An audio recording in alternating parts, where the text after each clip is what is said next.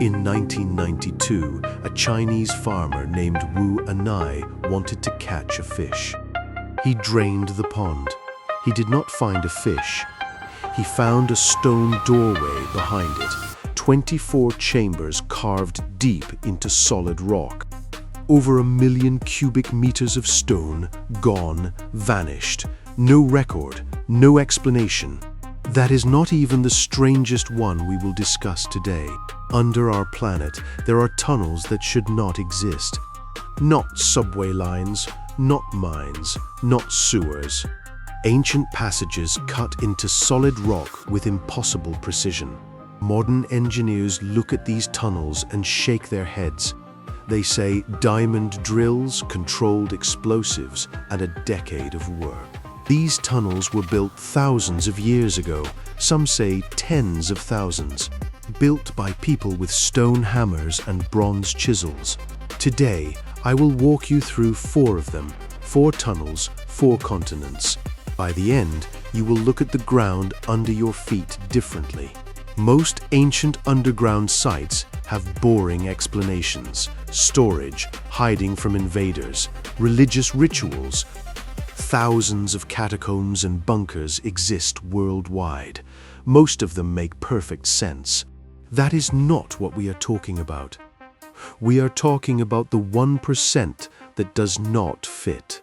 Tunnels too long, too straight, too deep, cut into rock too hard for the tools that supposedly existed. Built by someone thinking on a completely different scale. So let us go down tunnel number 1.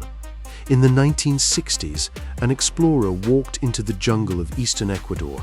His name was Juan Marich. He came back with a story nobody believed. He claimed he found a giant network of tunnels deep underground, stretching hundreds of miles, possibly connecting Ecuador to Peru. The local Shuar people had known about them for generations. The Shuar have a serious reputation, including shrinking enemy heads. He described what he saw down there: massive chambers with smooth walls, geometric niches cut into the stone with impossible precision, artifacts no known South American culture could have produced. Mainstream archaeology laughed him out of the room. They said he was exaggerating ordinary limestone caves. Limestone caves form by water-dissolving rock over millions of years. Marich could not produce hard evidence. The story died. Then a Swiss writer picked up the story, Erich von Daniken. He claimed he had seen the tunnels himself. He had not. That killed the credibility for another 20 years. Then, in the 1990s, real expeditions went into that region. They found something, a cave system called Cueva de los Tallos, the cave of the oil birds. They mapped miles of passages, chambers 50 meters tall, corridors going off into darkness, deeper than equipment could follow.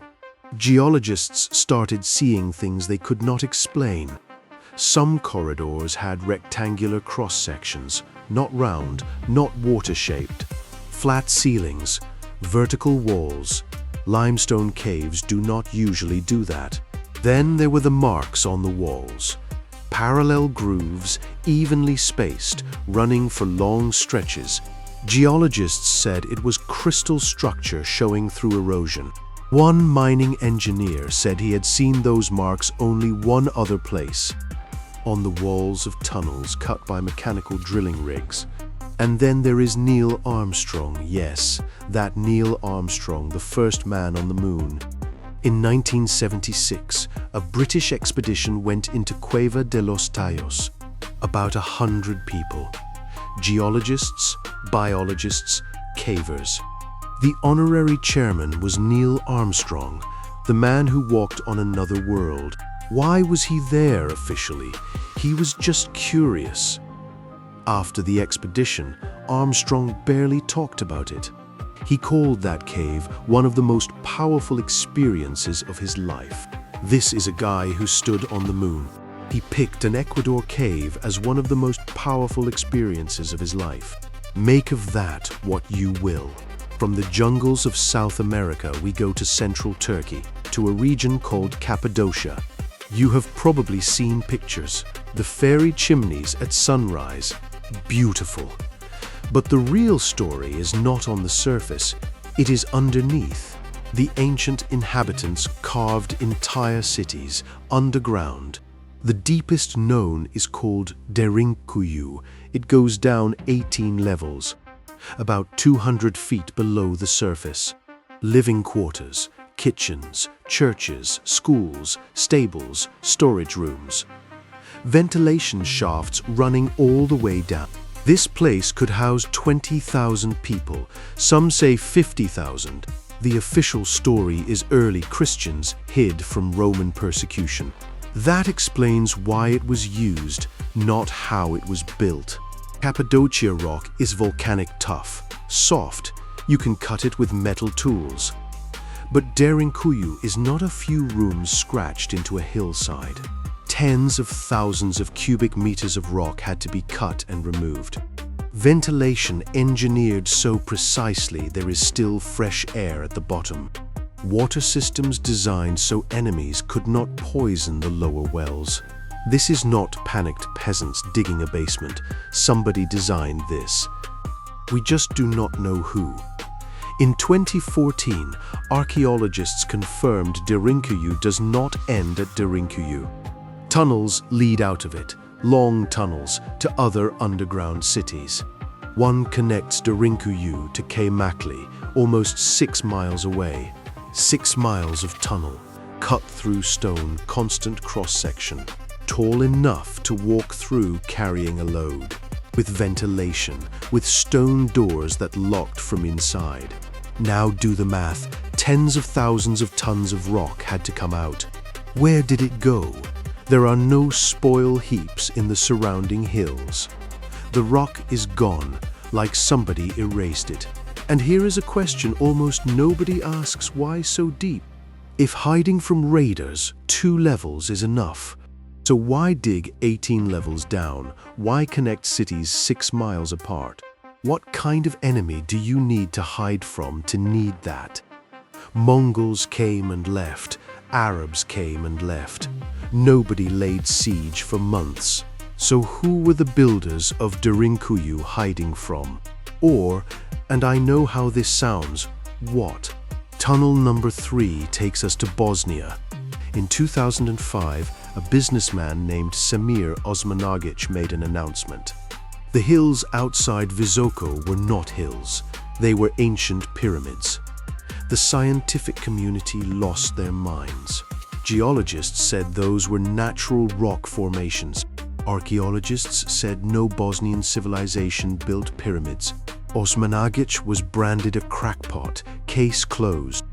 Except then they found the tunnels, a network now called Ravne. The tunnels are real, man-made corridors cut into conglomerate rock, stretching at least several hundred meters, possibly several kilometers. Most of the system is still blocked with debris. Mainstream science tried to explain them as medieval mining tunnels. But there are problems with this version. There is no ore in these tunnels, none. There are no pickaxe marks, there are no support brackets, there are no spoil piles outside. The direction is wrong. Mines follow the ore, they twist, they branch. The Ravne tunnels go in straight lines at a constant depth, like someone wanted to get from one place to another. But the weirdest thing about Ravne is what is in the air. Independent measurement teams went in with sensors. The air has an extremely high concentration of negative ions, way higher than the surface. Nobody can explain it. Then there is the dating. Carbon dating of organic material came back with uncomfortable numbers. Some samples were older than 30,000 years. 30,000. Cro-Magnons hunted mammoths and painted bison. They were not cutting tunnels through conglomerate rock. The rebuttal is that carbon dating only tells you the age of the wood. But multiple samples from different parts of the system gave similar ages. The tunnels exist. They are man-made. They are old. Nobody knows what they were for. Which brings us, finally, to the strangest of the four. Back to China, back to that farmer and the pond he wanted to drain. When the water came out, what was underneath was not a cave. It was a complex, 24 enormous chambers, each one tens of meters long, tens of meters wide, up to 30 meters tall.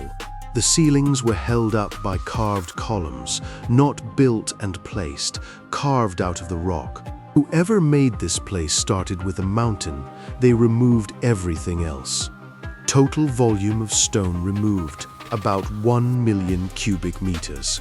A million, roughly 400 Olympic swimming pools filled with stone, removed by hand, supposedly, by people working 2,000 years ago. First question, where did the stone go? 1 million cubic meters should leave a scar visible from orbit. Spoil piles, filled in valleys, stone walls. There is nothing. The rock is not there, like it got vaporized. Second question, how did they cut it? The walls are covered in parallel grooves, tool marks. But the marks are wrong. Pickaxes leave irregular, chaotic strikes. These grooves are even, same depth, same width, same angle. They look like marks from something mechanical, in a part of China where there were no mechanical cutting tools. Third question, why? The 24 chambers are next to each other, but not connected. Each one has its own separate entrance. The walls between them are sometimes only 1.5 meters thick.